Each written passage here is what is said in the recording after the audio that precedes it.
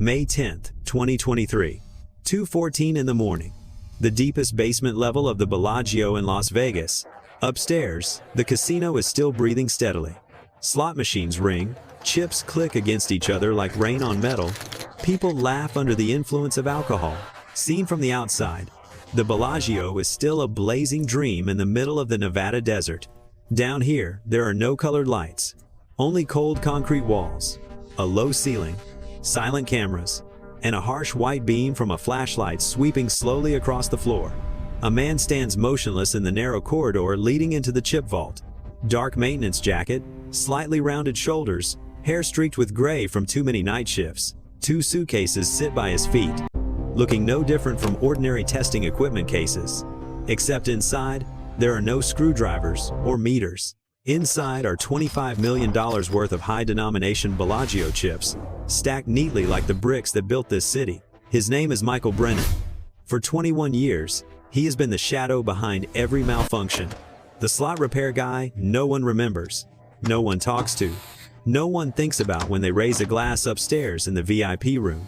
He knows every cable, every board, every strange noise in every machine, but almost no one knows who he is. Tonight, for the first time in 2 decades, a guard's flashlight stops on that face. A voice echoes down the empty corridor. A very ordinary question: what are you doing here at this hour? And Michael understands that just one slightly quickened breath, one evasive glance, one answer that lands offbeat, and the 21 years he has built will turn to ash. Not just a lost job, but lost freedom, a lost future. The rest of his life, with his heart pounding and the flashlight shining straight into his face, he keeps his voice as calm as any other night shift. But deep inside, Michael knows this is no longer a routine repair. This is the point of no return in a plan he has nursed in silence for 2 years. This is the story of how a nameless slot machine repairman stole $280 million from the most secure casino in America. Without ever pulling a gun, Michael Brennan was born in Dayton, Ohio, an industrial city, not glamorous, with no casinos or neon lights. Just quiet streets, old brick buildings, and small repair shops that survive on the habit of middle-class Americans who like to keep things instead of throwing them away. They do not want to discard, they want to fix. And that is the world Michael grew up in. His childhood was not tied to ball fields or summer camps. It was tied to the faint burnt smell of fried components, the crackle of a soldering iron, the grainy sound of an old radio in the corner. His father worked in a little shop that fixed televisions, tape decks, outdated radios. Every time the bell over the door rang, someone came in with a broken gadget and the same line. It used to work fine. Then one day, it just died. Michael sat on the floor, watching his father open plastic casings, brush away layers of dust, touch probes to thin printed lines that looked like veins. He learned fast. Not just how to swap out capacitors and fuses. He learned how to ask the right question. Why did this thing work before and now it doesn't? Where is the difference? Buried in hundreds of identical joints. By 12, he could take apart a radio and put it back together without a single screw left over. His father liked to joke that Michael could work in the dark, as long as you let him put his hands on the circuit board. It was not just talent. It was the way a kid found his own value in a house that never had enough money but always had something broken lying around. By 16, Michael had stepped out of his family's little shop. He started fixing bigger things: alarm systems for corner stores, cameras for a local jewelry shop, the control box for roll-up doors at car garages. The shop owners did not care how old he was. They only needed to know one thing: when their system died, he was the one who brought it back to life. What made Michael different from an ordinary repairman lay right there. Every time a system came back to life, he did not just smile and take his pay. In his head, he stored a little map, where the weak point was, where the manufacturer had cut corners to save costs, which link in the chain would break if someone ever wanted to make it fail on purpose. After high school, Michael did not walk straight into a 4-year college like many of his friends. He drifted through all kinds of technical jobs, installing networks for small offices, fixing cameras for warehouses, checking electrical lines for old schools. The work was not glamorous. The pay was not high. But each place added another layer of understanding to how people built systems, and then forgot how fragile they really were. For years this went on. Michael accumulated no impressive degrees. He only had one thing that even he had not yet named: the ability to look at a web of cables, a camera layout, a complex control board, and see not only how to fix it, but exactly where it would break. If one day somebody decided it had to break, in 2001, after nearly a decade drifting from job to job, Michael Brennan saw a job posting that completely changed the trajectory of his life.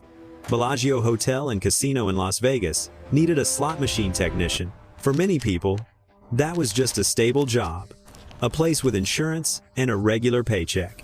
For Michael, it was a ticket into the inner workings of one of the most sophisticated security systems in America. The first time he set foot in the Bellagio, he walked through the grand lobby with its high ceilings, glittering chandeliers, thick carpet, and wealthy guests moving as if money were just numbers. People were dazzled by the lights, the signs, the shouts when someone hit a jackpot. The entire city of Las Vegas was designed to make you forget time and forget how much you were losing. But Michael did not see the world through a tourist's eyes. From that very first orientation day, he looked up at the ceiling, glanced along the walls, and recorded in his head not which bar was beautiful or which restaurant was fancy, but the things nobody else thought about: where the cameras were mounted and which way they pointed, whether the cables ran above the ceiling or below the floor, which part of the building held the server room, how the emergency exits linked the basements. He did not see a paradise of entertainment. He saw a giant body of metal, wires, sensors, and people moving through it like blood cells in a circulatory system. His job title was simple: slot machine technician. The duties in his contract were simple too. When a machine threw an error, he showed up. When a customer complained, he checked the machine. When the floor was quiet, he went down to the basement for scheduled maintenance. Over time, his coworkers began calling him by a nickname that was half teasing, half respect: Machine Mike. For the next 21 years, most of Michael's time was not spent where tourists could see him. Not in any of the glossy photos of the Strip, but in long, narrow service corridors lit by tired white lights, in tunnels connecting one tower to another, on service staircases, on level B3, cold and loud with compressors. He became the person gamblers would never meet, but the system could not live without. Each shift added a new detail: a camera over a baccarat table that was always 3 degrees off, but no one bothered to fix because it still showed enough of the felt. A hallway under the building that guards rarely patrolled because it only led to an old storage room. A door sensor that went deaf for a few seconds when the door opened and closed too often during peak hours. A window of time after midnight when cash, chips, and reports were moved quickly to be ready for the next day. No manager ever told him to remember these things. But every time he carried a ladder, opened a ceiling panel, or squeezed through a tunnel, an invisible map in his mind grew thicker. A map of strong points and weak points, places everybody watched, places nobody looked at. For many years, Michael accepted his place. A small cog, rarely seen, rarely thanked, but important. He had a salary, shifts, health insurance. In America, for many technical workers, that is enough to build a life. He did not ask for much. Around 2021, after a long stretch of shaky revenues and strategic changes, the Bellagio began cutting staff. Frontline workers were let go. Work piled onto those who remained. Wages hardly went up. Shifts stretched longer. Reporting requirements became heavier. New managers came in who had no idea how long he had been there. They saw only a middle-aged maintenance man in an old work jacket, someone who could be replaced by a younger hire at a lower salary. For a long time, Michael clung to his old belief that he was keeping the system running smoothly, that this was his value. But as he watched new bosses eat lunch in glass-walled offices, talking about revenue, payout percentages, and million-dollar numbers, while he ate a cold sandwich in a cramped break room, another feeling began to seep in. Loyalty, if tested long enough, can quietly sour into bitterness. Michael kept fixing machines, kept logging errors, kept answering 3 a.m. calls when rows of slots froze. But every time he walked down into the basement and looked at the bundles of wires, the sensors, the cameras on the ceiling, he was no longer thinking only about how to get everything working again. A heavier question appeared in his mind. If a huge system like this, pulling in billions every year, really could be broken by a single person, a person who understood it so deeply he saw every hole, what would that prove? From that question, very slowly, very quietly, an intention began to take form. Michael no longer wanted just to keep the heart of the Bellagio beating. A part of him, the part worn down by years of being unseen, started to want to prove that even systems people believed were untouchable could fall because of one man everyone thought was invisible. In March of 2021, as Las Vegas was just starting to stagger back to its feet after months of shutdown, Michael Brennan sat alone in the maintenance break room, looking at the shift schedule on the wall and realizing that if he waited any longer, everything in his head would remain just vague thoughts. He started doing what he did best. Not dreaming, but mapping. Not with a pen, but with each step he took. Each swipe of his badge into the basement.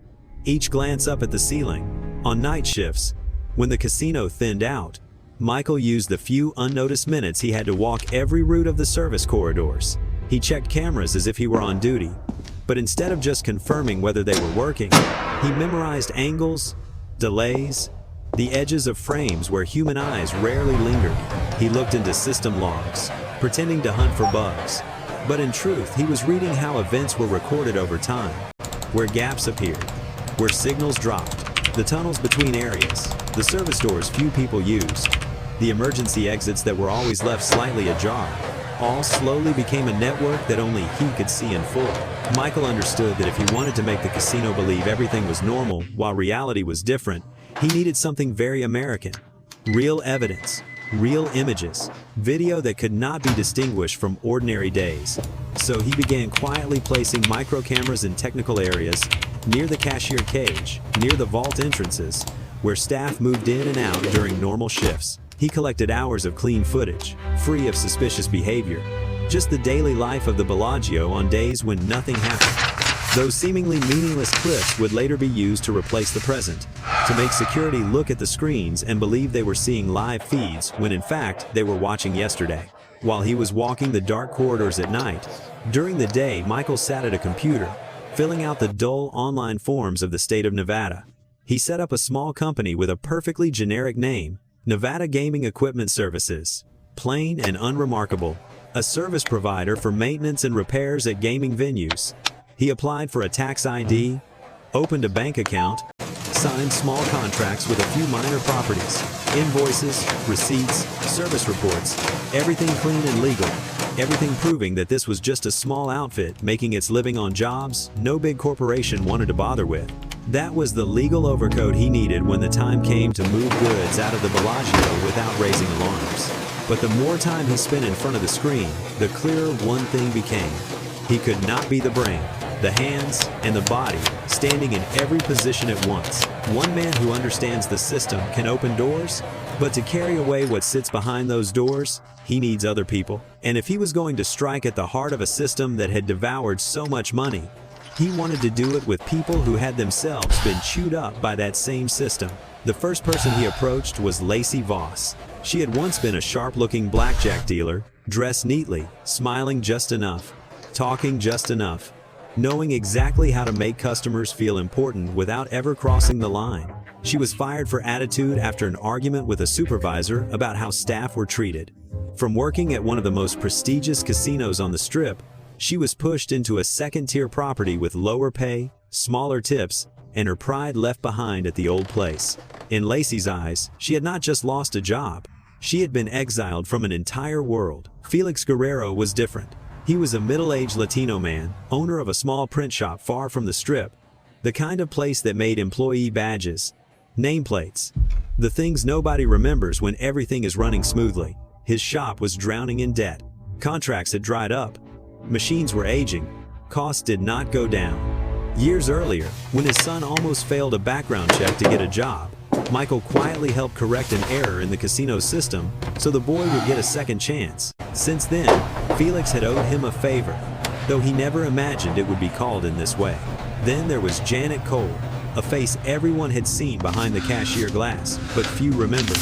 She had worked at the main cage for 6 years, counting cash, exchanging chips, verifying paperwork, repeating the same motions day after day. She watched younger, less experienced employees get pulled upstairs to sit in leather chairs behind glass doors. She stayed under the white fluorescent lights, eyes dried out by numbers. For Janet, the worst part was not the money. It was the feeling that she had become invisible in a place where money was always the center of attention. The last was Owen Trox. Owen worked in surveillance, in the room people called the eyes of the casino. He was the one who watched the screens, zoomed in, rewound, looking for signs of cheating at the tables. But after hours, Owen was the one sitting at a poker table, dragging his own paycheck down with terrible hands. Gambling addiction did not show up in a single night. It came from small losses, then trying to win it back, then losing more, until he realized he was no longer just watching faces on monitors. He was one of the stiff faces on the floor. Debt piled up, the future blurred. Every day he walked into the surveillance room and saw the same type of player who was destroying his life. When Michael went to each of them, he did not spread cash on the table or paint a picture of mansions and sports cars. He knew they had heard those empty promises too many times. Instead, he told them a story he believed himself. Casinos make money by designing everything so that players lose. The system always wins, not because of luck, but because it is programmed to win. He told them they would not be stealing from those players. They would be turning that giant machine against itself one time, using its own rules and holes to take back a fraction of what it had swallowed. Each person sat quietly for a long time after hearing him out. They understood the risk. They understood this was not a joke. But when someone has stood on the edge of a cliff for too long, they only need one strong enough reason to take a step. For Lacey, it was the humiliation of being thrown out of her Las Vegas dream. For Felix, it was the debt and the sense that he was losing everything anyway. For Janet, it was the desire to make one decision in her life that meant more than an end-of-day balance. For Owen, it was a single chance to escape the city that had crushed him. So under the blaze of strip lights on Las Vegas Boulevard, a group of ordinary people, shaken off the tracks by the system, sat together in cheap diners and rented apartments, listening to Michael Brennan lay out a plan unlike anything they had ever heard. A plan with no guns, no masks, no screaming in the middle of the gaming floor. A plan built from the thing he had devoted his life to understanding, the system, in a belief that if it could grind people down, it could also be made to stutter by one quiet man. May 8th. The first day of the heist began so ordinarily that nobody upstairs realized anything was changing. But on B3, under rows of cold servers and the steady hum of fans, Michael Brennan knew this was not a normal shift. He walked into the server room with his familiar toolbox. Cameras recorded the image of a middle-aged technician checking racks of equipment. Nothing different from the thousands of times he had done this over 21 years. Only today, the toolbox did not hold just screwdrivers and meters. It also held a thin custom microprocessor, no larger than a card, the result of months of quiet work. Michael opened the main panel of the slot management system, hands moving with practiced ease, eyes still flicking around the room. He slid the little chip between two boards, in a spot that looked like a tangle of wires to anyone else. To him, it was perfect. Hard to notice, hard to explain, but close enough to the heart of the network to tamper with the pulse of the system. As he tightened the last screw, he heard footsteps and saw the sweep of a flashlight at the door. Guard Dale Richter, on the night shift, stepped in with a suspicious look. A quiet night makes guards wary. They start asking questions when anything feels out of place. What are you doing here? At this hour? In that moment, Michael had no time for panic. He fell back on what he understood best about this world. Casinos are not afraid of secrets. Casinos are afraid of losing money. He kept his voice steady, explaining a connectivity issue that could make machines on the floor stop taking bets. He dropped a cold number into the conversation, $50,000 an hour. If that bank of machines died in the middle of the night, he was not lying about the system having a problem. The chip he was installing would create that exact pattern. He just did not mention that he was the one in control. Like most Bellagio employees, Dale had been trained to protect assets first. He hesitated, looked around, then nodded. Told Michael to finish quickly and close everything up. The system moved to protect its own profits. And in that instant, it also protected the man about to steal from it. 6 hours later, when the morning shift came in, slots on the casino floor started to misbehave. No explosions, no catastrophic blue screens. Just transactions that hung. A few machines temporarily refusing bets. Technicians called over to reset them. For guests, it was a small annoyance. For management, it was money trickling away by the minute. They pulled every technician onto the floor to fight a bug that looked harmless. Downstairs, Michael clocked out and went home like any other day. So quietly, nobody thought this was the first day of a robbery. On May 9th, the Bellagio woke up tired. The glitches from the night did not vanish. They lingered through the day shift. Small interruptions made the surface of the system look shaky, but never enough to justify shutting down the entire floor. More technicians were called. Schedules were scrambled. As more people were pulled up to put out fires, fewer remained in the quiet corners of the building. For Michael, this was the opening he needed. On the floor, in the role of an ordinary gambler, Lacey Voss took a seat, a stack of chips in front of her, some real, some counterfeit. She played just badly enough to avoid attention, just well enough to have a mix of wins and losses that looked natural to dealers and cameras. Every exchange, every time chips were counted out, a little real value slipped away, and fake chips slid into the racks. Lacey had once stood on the other side of the table, dealing cards, smiling at people she knew would lose. Now, as she slid cards across green felt, she moved with the same practiced motions, except this time she was on the opposite side, using her knowledge to twist the rules. The anger of the day she had been fired had not disappeared, but it was wrapped in the calm expression of a bored player. Meanwhile, in the basement, Michael started activating the first camera loops. He attached small devices to the line so the clean footage he had been storing for months could be fed back into the system. Guards in the surveillance room looked up at their screens and saw familiar scenes. Staff walking, guests lining up, doors opening and closing. Nothing triggered a red flag. They did not know they were watching yesterday while today unfolded unobserved.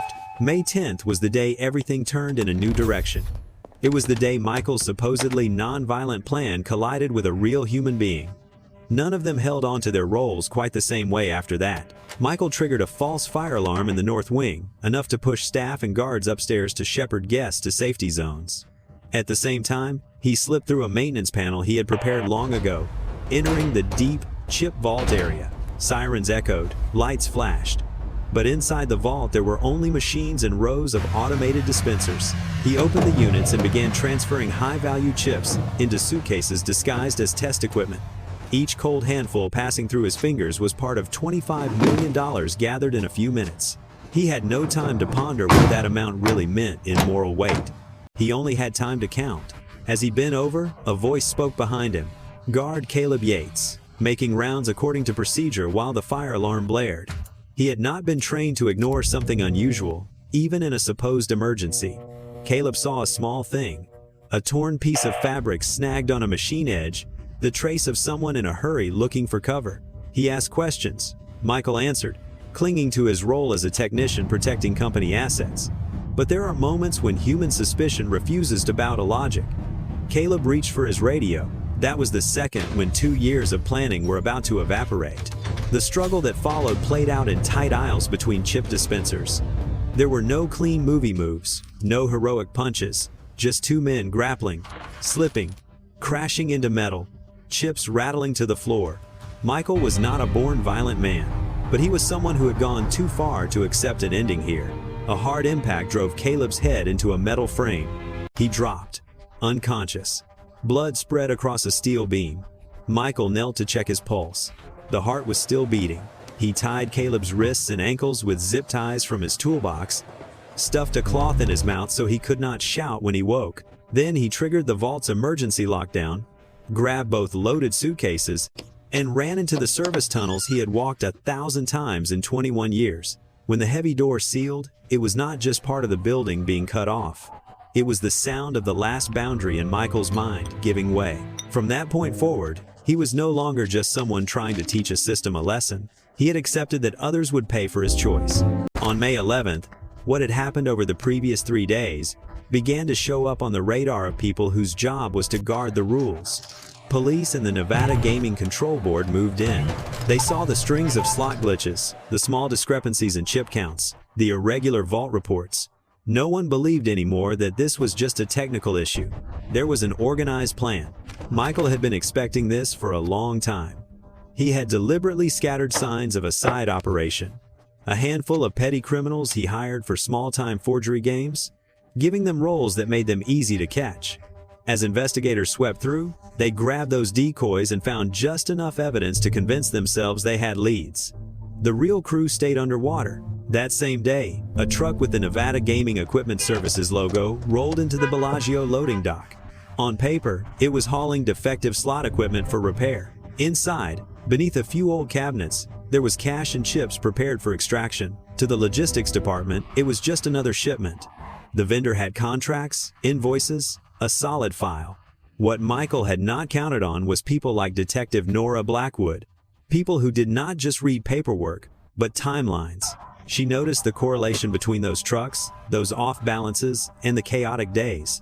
That day, she personally followed the truck from a distance in an unmarked sedan. When Michael realized the same car had appeared in his mirrors one time too many, he knew he was being tailed. He turned into the employee parking structure, drove the truck down into the lower levels, threading it into the maze of tunnels he knew by heart. This time, the price was not just sweat and a racing pulse. He had to abandon the vehicle, along with $45 million inside, to escape alone. The 2 hourly workers he had hired were left behind, bewildered, suddenly facing handcuffs and questions, while the only person who understood the full picture slipped away into the dark. On May 13th, the final act played out like a legitimate transaction. In the system, an urgent cash transfer request from a banking partner appeared.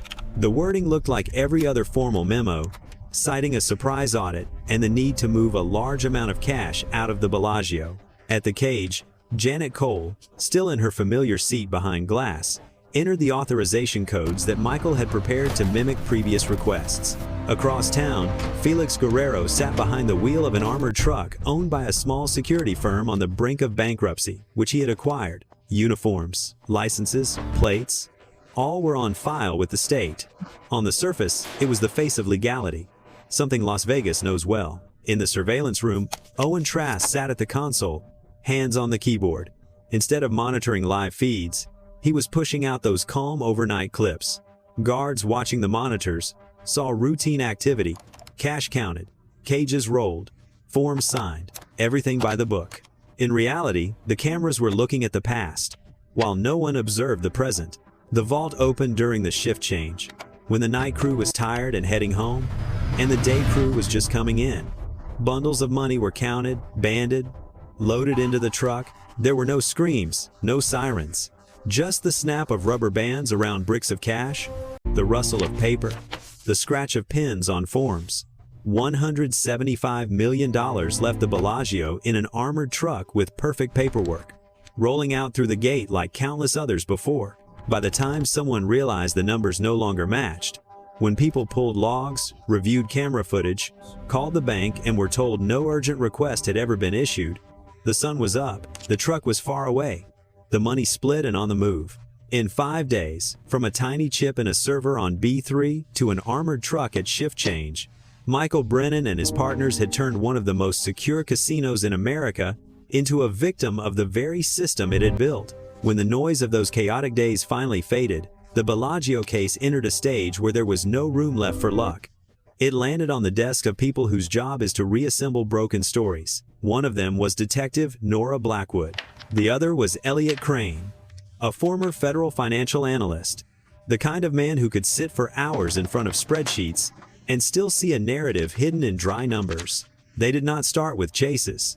They started with the smallest things, a series of unusual promotional rebate payouts. Chip counts off by just a little, but off on the exact days the slots were malfunctioning. A cluster of equipment shipments in and out of the loading dock wrapped in paperwork that was almost too clean. Layer by layer, they pieced the data together like a puzzle someone had deliberately mixed with pieces from other boxes. Among dozens of dull vendor names, one kept appearing just often enough to grate on a careful mind. Nevada Gaming Equipment Services. A small contractor, minor invoices, but showing up at all the most sensitive moments. When Nora requested the full file, she got stacks of thoroughly legal, almost boring documents, invoices, delivery receipts, service reports, and in that stack, something far from boring.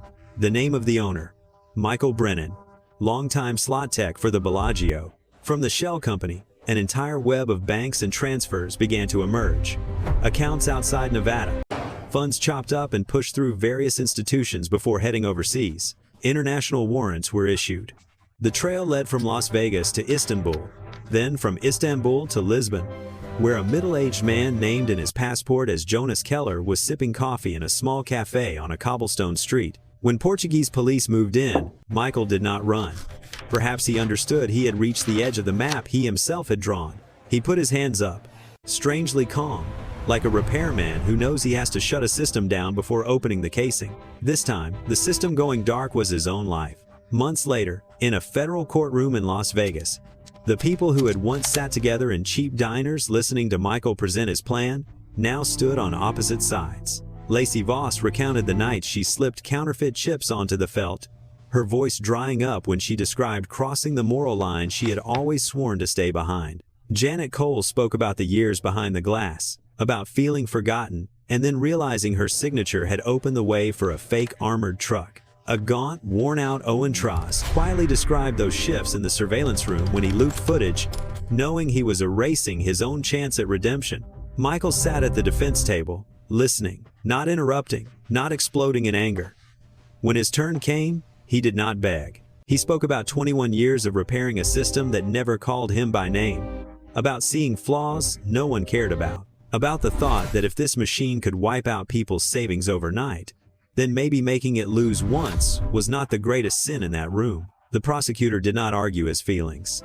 He brought up Caleb Yates, the young guard who woke up with a scar on his head and a broken memory of the vault. He talked about the immense sum stolen, about ordinary employees who lost their jobs, about an entire industry's faith in its own security shaken. In the end, the verdict was read: life in federal prison for Michael Brennan with no possibility of parole. Out of the $280 million taken from the Bellagio, authorities recovered about $190 million through frozen accounts, seized assets, and plea deals. The rest, roughly $90 million, dissolved into the fog of the global financial system, lying somewhere in numbered accounts and paper companies.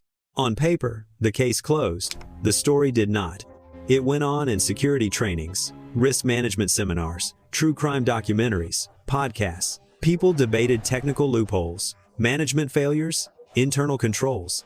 But there was another question, quieter, more uncomfortable. Each viewer had to answer alone. What is Michael Brennan in your eyes? A victim of a cold system that drained his value for 2 decades and turned away? Or someone who chose to become the very monster he claimed to hate? If one day you worked 20 years in a place that never really saw you, never really recognized you, and then you stumbled on a flaw that could change your life, what would you do with that moment?